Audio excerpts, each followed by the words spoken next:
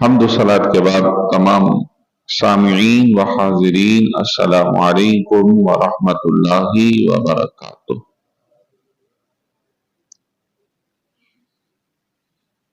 آپ کے سامنے سورہ بقرہ کی آیت نمبر 183 کا کچھ حصہ تلاوت کیا ہے۔ دعا کرتے ہیں اللہ رب العالمین سے کہ ہمیں اس کے تحت صحیح سماعت کرنے اور عمل کی توفیق عطا فرمائے۔ رمضان المبارک کا بابرکت مہینہ بس آیا ہی چاہتا ہے،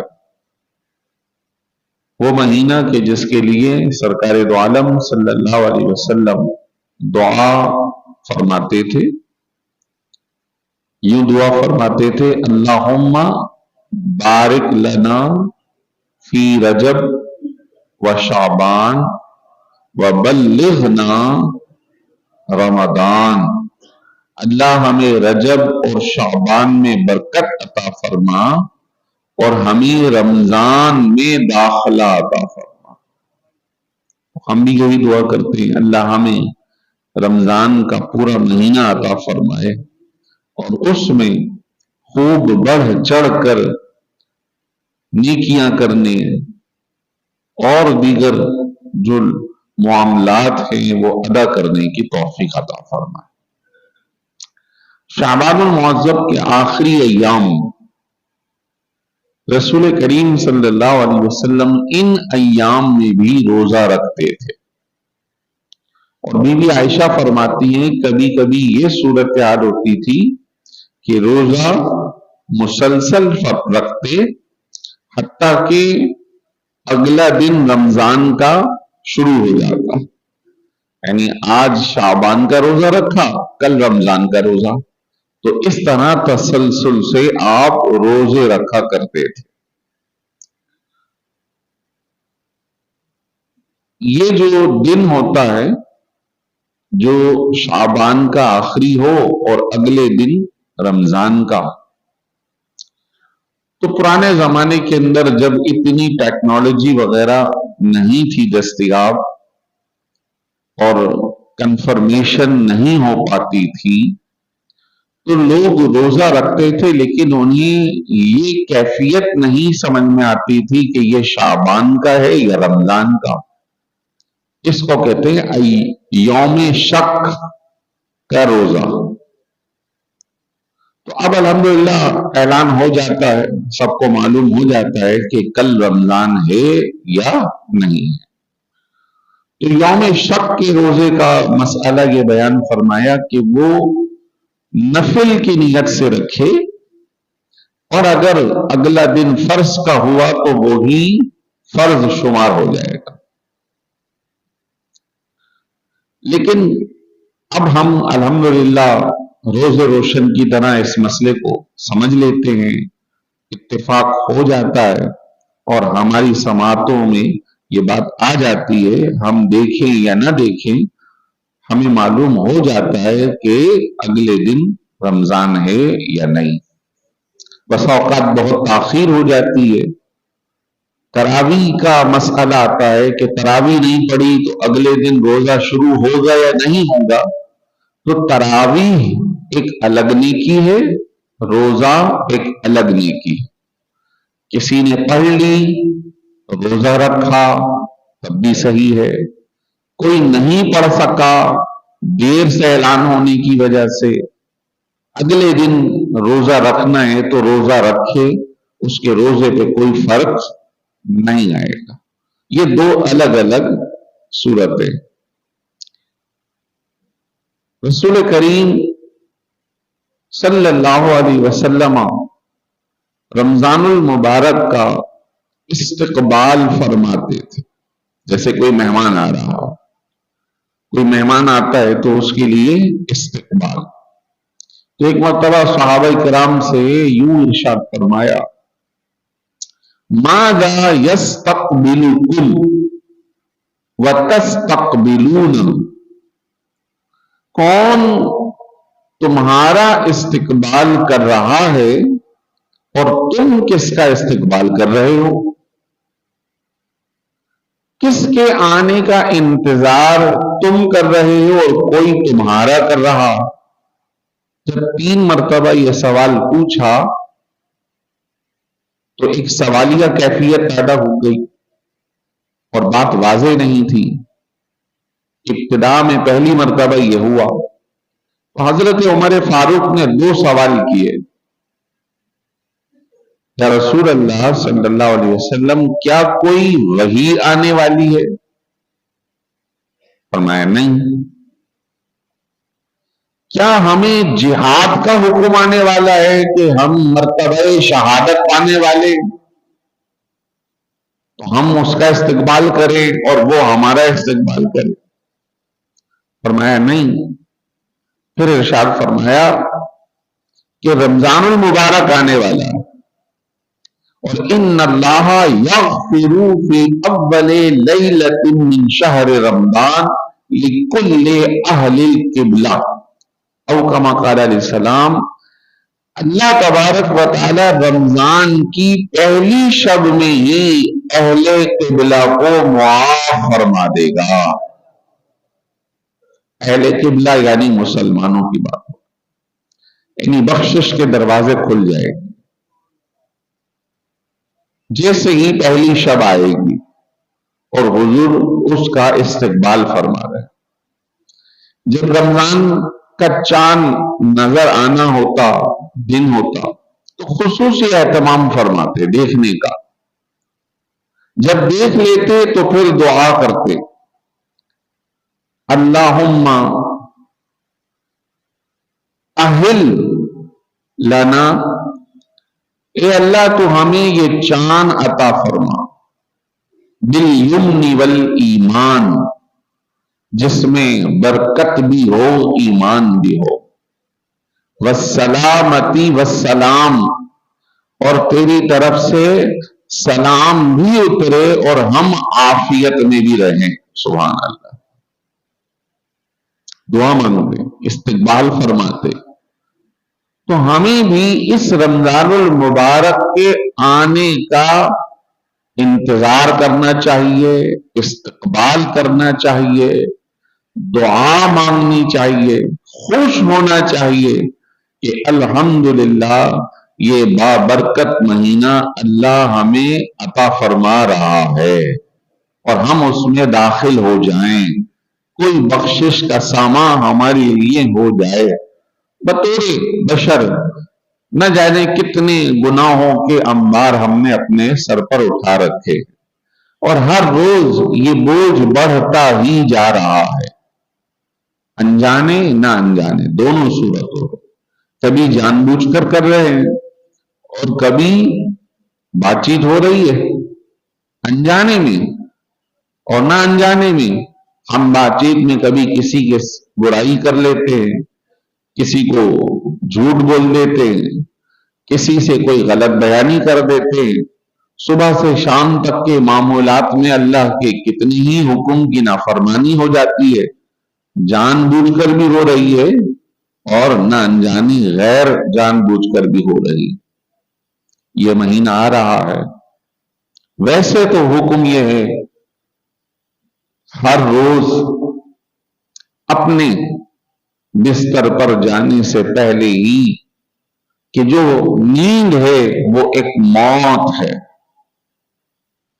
اللہ تعالیٰ نے اسے موت قرار دیا. اب جس کا وقت مقرر ہوتا ہے اس کی روح کو روک لیا جاتا ہے. ہم کہتے ہیں سویا تھا سوتا ہی رہ گیا، اور جس کا وقت مقرر نہیں تو اس کی روح کو دوبارہ لوٹا دیا جاتا ہے. پھر وہ صبح اٹھتا ہے اور پھر وہ اپنی دنیا کے معاملات میں مصروف ہو جاتا ہے. تو یہ جو نیند ہے یہ بھی موت ہے، اور اسی سے آخرت کا تصور بھی واضح ہوتا ہے. جب سو جاتے ہیں تو گھڑی کے ذریعے پتا چلتا ہے 6 گھنٹے سو گئے، 8 گھنٹے سو گئے، لیکن اٹھیں تو پتا تھوڑی چلتا ہے کہ کتنے وقت سو گئے. اگر ٹائم نہ دیکھیں تو نہیں پتا چلے گا کہ کتنے وقت، کتنے منٹ، کتنے سیکنڈ آرام کر لیا. اور بسا اوقات ایسی گہری نیند ہوتی ہے، جھپکی لگتی ہے، घंटों या आधा घंटा, 1 घंटा, पौना घंटा निकल जाता है और उठते हैं अभी तो लेटा था, ओ आधा घंटा हो गया। यही कुछ सूरत हाल हमारे मरने और फिर यौम आखिरत उठने में होगा, पता ही ना चलेगा। इतना वक्त गुजर गया, हजारों सदियां गुजर गई, इतने लोग आके चले गए, बीतों में दुनिया से गया था, अब दोबारा खड़ा हो गया। और कुरान ने बयान किया इसको कि पूछा जाएगा, हाँ भाई बताओ कितनी देर तुम दुनिया में ठहर के आए हो। वो कहेगा यौमन औ बाद यौम, एक दिन था या उससे भी कुछ कम दिन था।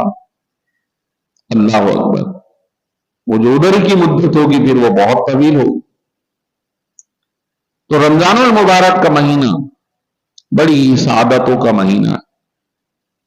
एक हदीस शरीफ मिशकातुल मसाबी की, वो रमजानुल मुबारक की खुसूसी अर्ज करता हूं कि रमजानुल मुबारक आने वाला था तो सहाबा किराम रिदवानुल्लाहि ताला अलैहिम अजमईन के मजमे में हुजूर ने सल्लल्लाहु अलैहि वसल्लम एक खुतबा इरशाद फरमाया।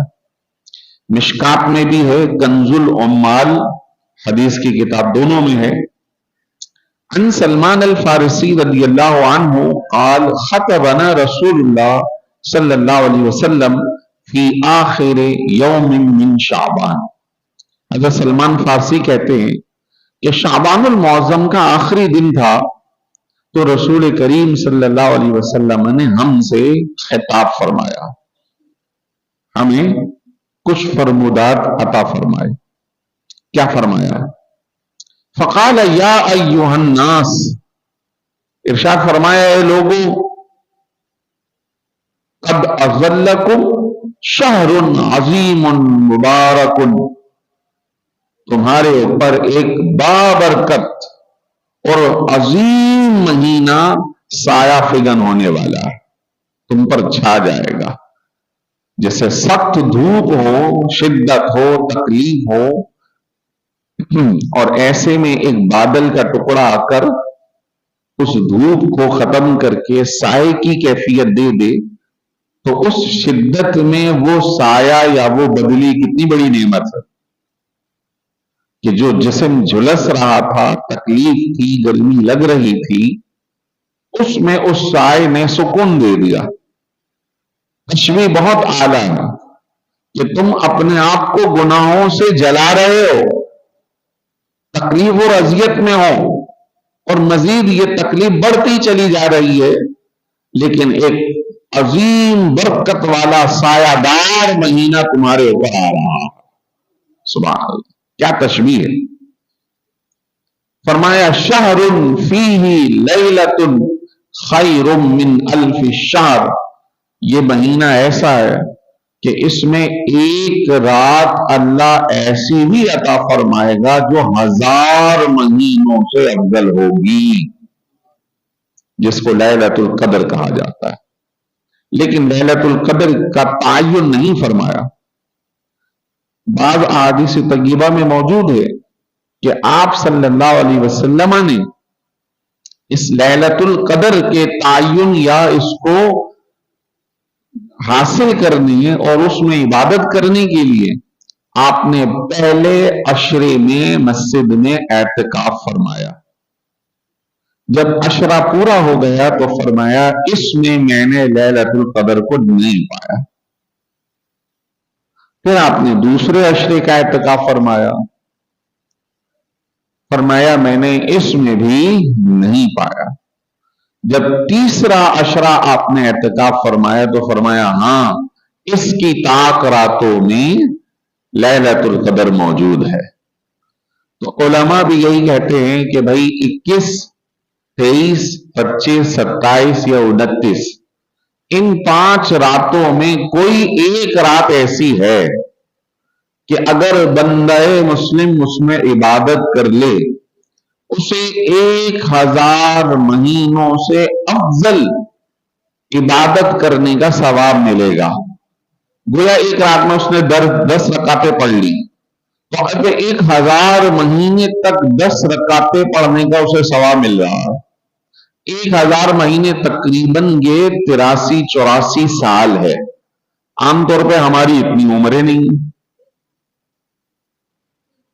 60-65 میں اعضا کمزور پڑ جاتے ہیں. اور آج کے زمانے میں جہاں ہم شہری زندگی میں رہ رہے، کھانا پانی اور دیگر معاملات خالص نہ ہونے کی وجہ سے بہت جلد ہی جسم کمزور پڑ رہا ہے. آب و ہوا صاف نہ ہونے کی وجہ سے مزید تنزل کے شکار ہے. تو ایسی صورت میں اگر کوئی ایک شب پڑھ لیتا ہے، عبادت کر لیتا ہے، سبحان اللہ، تو اسے 84 سال عبادت کا اللہ ثواب عطا فرمائے گا. ایک رات ایسی ہے جو 1000 مہینوں سے بہتر ہے. حضور صحابہ کرام کو ارشاد فرمایا جعل اللہ صیامہ فریضۃ، اللہ تعالی نے اس ماہ کے مہینے کو فرض قرار دیا ہے. پہلے مسلمان جب تک مکے شریف میں تھے تو 10 محرم کا روزہ رکھتے تھے، لیکن حضور نے فرمایا کیونکہ 10 محرم کا روزہ یہودی بھی رکھتے ہیں تو تم ایک روزہ اور ملا کر رکھ لیا کرو. اور بعض روایات میں کہ حضور 3 روزے رکھتے تھے ہر مہینے، چاند کے 13، 14، 15. اس کو ایام بید یا روشن راتوں والے دن کہا جاتا ہے. آج محرم کا اور ایام بید کا روزہ نفل ہے، ان کا جو واجبی یا فرضی حکم تھا وہ ختم ہو کے اب رمضان میں منتقل ہو گئے، لہذا رمضان کے روزے فرض ہے. فرمایا قیام لیلۃ تطوعا، اللہ نے اس کی راتوں میں قیام کو تطوع یعنی نفل قرار دیا ہے، فرض نہیں ہے. لیکن آگے حدیث شریف آ رہی ہے جو نفل بھی ادا کرے گا رمضان کے علاوہ میں جو فرض کا ثواب ہے اللہ اس میں نفل میں عطا فرمائے گا. فرمایا من تقرب فیہ بخصلۃ من الخیر کانا کمن ادى فریضۃ فیما سواہ، جو اللہ کا قرب اس ماہ میں کسی ایک نیکی سے کرے، نفلی نیکی سے کرے، تو گویا اس نے رمضان کے علاوہ میں فرض ادا کیا، ایسا ثواب اسے عطا کیا جائے گا. سبحان اللہ. اب یہاں پہ مفسرین شارحین نے یہ مسئلہ بیان فرمایا کہ یہاں نفل سے مراد فقط نفل نماز نہیں ہے، بلکہ ہر وہ کام جو نفل یا مستحب کے درجے میں ہے. اب یوں سمجھ جائیے کہ کسی کو قربانی کرنا واجب ہے، صحیح ہے، اور لوگوں کو تحفے تحائف دینا ثواب نفل ہے، صدقہ ہے.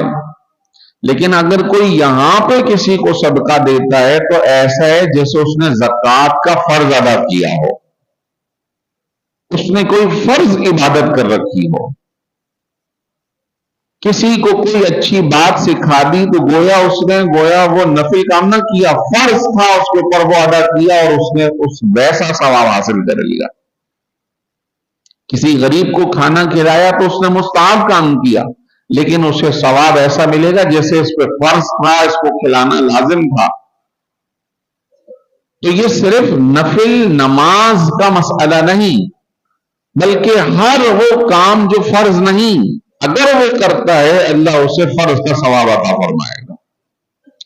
مزید فرمایا ومن ادا فریضۃ فیہ کانا کمن ادا 70 فریضۃ فیما سواہ، جو شخص اس میں فرض ادا کرے تو رمضان کے علاوہ 70 فرض ادا کرے جو ثواب بنے، اللہ ایک فرض پہ اسے یہ عطا فرمائے گا.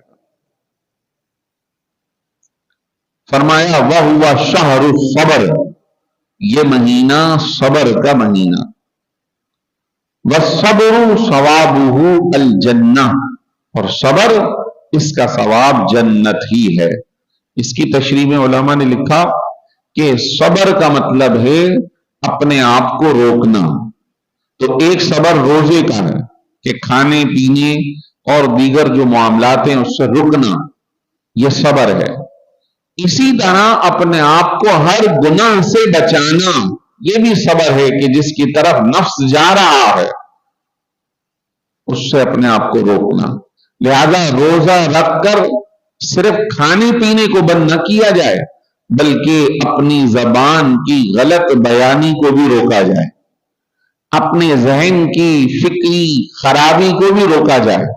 بہت سارے لوگ صرف روزہ رکھنا اس کو کہتے ہیں صبح سحری کھائی اور پڑھ کر سو گئے، ظہر بھی گئی، عصر کے ٹائم اٹھے، ہاں بھائی تیاری ہو گئی، چلو بھائی افطار لگاؤ، افطار کا ٹائم شروع ہو گیا، پھر رات بھر جاگتے، خوب کھاتے اور دن بھر سوتے۔ نارمل تو ویٹ گر جانا چاہیے، لیکن کئی ایسے لوگ ہیں رمضان جب ختم ہوگا تو بھائی 10-10 کلو ویٹ انہوں نے اور مزید بڑھا لیا۔ کیوں؟ راتوں کو بھی کھایا اور شہری میں بھی کھایا اور دن بھر سوتے رہے، وہ کہیں استعمال ہی نہ ہوا، تو بجائے وہ فائدے مند کے ان کے لیے نقصان ہو گیا۔ حضور نے فرمایا تصوموا تصحوا، لوگوں روزے رکھو صحت مند ہو جاؤ گے۔ ہمارا والا روزے رکھ کے بیمار پڑ رہا ہے، اس کا بلڈ پریشر بھی بڑھ رہا ہے، اس کو شوگر بھی بڑھ رہی ہے۔ وجہ یہ ہے کہ وہ ایکسٹرا اندر ڈالے چلا جا رہا ہے اور اس کو یوٹیلائز نہیں کر رہا، اس کا جو حق ہے وہ ادا نہیں کر رہا۔ تو اس چیز پر ہم نے توجہ رکھنی ہے، اس کا خیال رکھنا ہے۔ اگر کھانا ہے تو پھر مناسب کھائیں تاکہ بیماری میں مبتلا نہ ہو۔ حضور کا فرمان تو یہ ہے روزہ رکھ کے صحت آئے گی۔ مزید فرمایا، ارشاد فرمایا کہ وَشَهْرُ الْمُسَاوَاتِ، یہ ہمدردی کا، مساوات کا مہینہ ہے۔ جیسا خود کھاؤ اپنے ملازمین کو بھی کھلاؤ، اپنے اڑوس پڑوس کو بھی کھلاؤ، اپنے اہل جو رشتہ دار ہیں، اہل خاندان ہیں، ان کے ساتھ بھی تعاون کرو، اس کے اندر ان کو اس نیکی میں شامل کرو۔ یہی وجہ ہے کہ اس زمانے کے اندر صحابہ کرام رضوان اللہ علیہم اجمعین اور بعد میں بھی بزرگان دین نے یہ طریقہ ہمیں بتایا کہ یہ انتظار مت کرو کہ رمضان آئے گا تو زکوٰۃ نکالوں گا۔